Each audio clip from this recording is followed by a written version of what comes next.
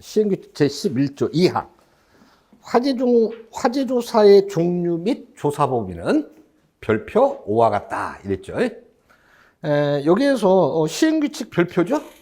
그래서 자, 별표를 한번 가서 보도록 할게요. 페이지 118입니다.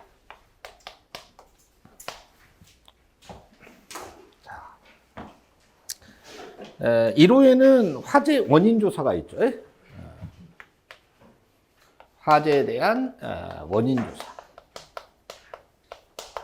원인 조사가 있고, 2호에는 피해 조사가 있어요. 조사의 종류와 조사 범위를 볼게요. 그래서 이제 원인 조사에 종류가 있고, 조사에 대한 어떤 것들을 조사를 해야 되느냐, 범위가 있어요. 자, 이런 거에 처음에는 이러한 타는 물질이 있었어요. 그렇죠? 이렇게 우리는 이런 타는 물질을 뭐라고 볼 수 있어요? 가연물이다. 그래서 이제 아마 이 가연물의 뭐 조건 이런 것들은 개론 시간에 배우셨겠지.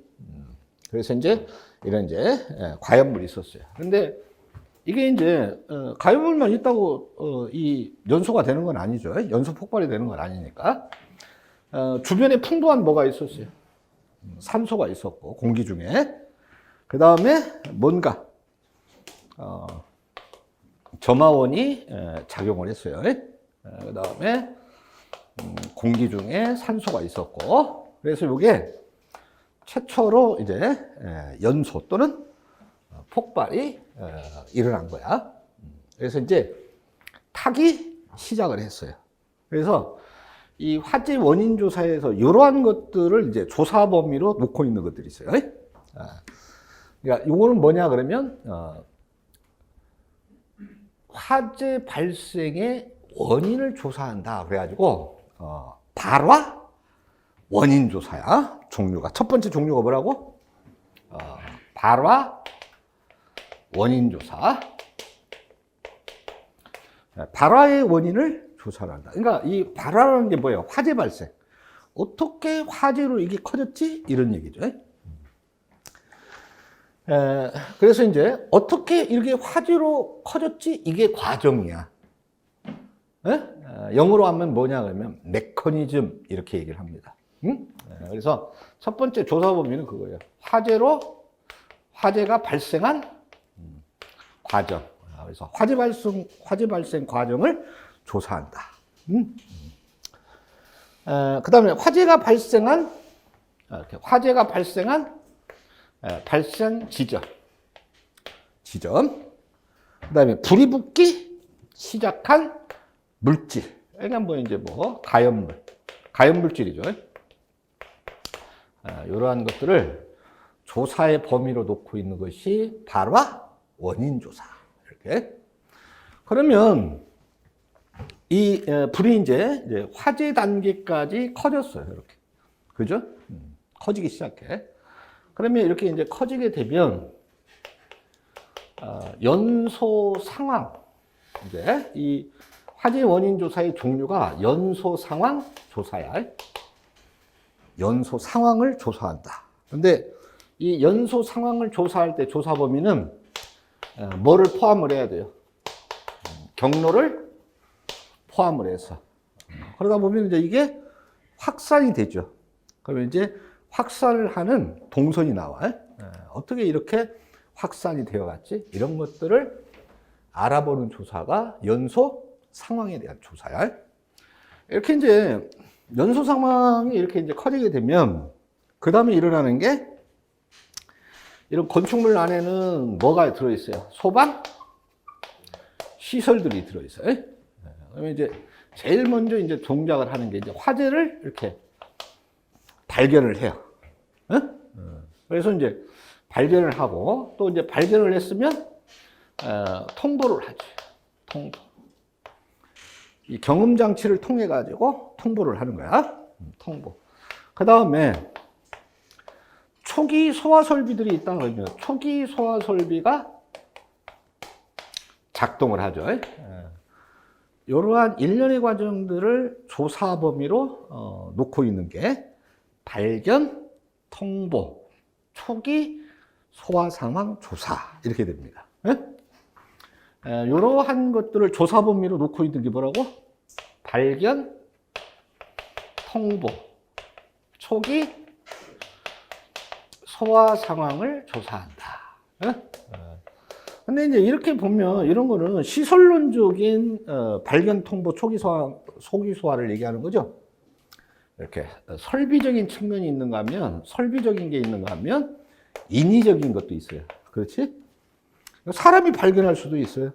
그렇지? 사람이 화재를 발견하고, 사람이 통보를 하고, 사람이 또 어떻게 소화를 하고, 이런 것들을 모두 조사의 범위로 놓고 있다. 이렇게 보시면 돼요. 요게 이제 발견, 통보, 초기 소화상, 소화 등 일련의 과정 이렇게. 근데 여기에 재밌는 표현이 돼 있죠. 초기 소화, 초기 소화. 초기 소화 설비가 있고 본격 소화 설비가 있고 그래요.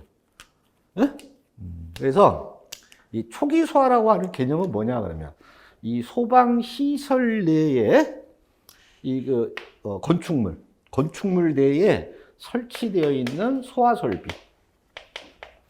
이 소화 설비들은 모두 초기 소화 설비라고 얘기를 해요. 초기 소화.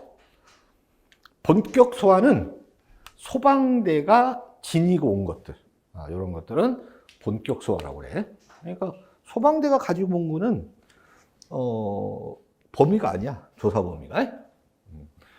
그러니까 이것도 예를 들어 전혀 다른 얘기가 돼. 이렇게 초기 소화가 아니고 여기다가 뭐라고? 본격 소화. 이러면은 전혀 다른 얘기가 돼. 이해했어?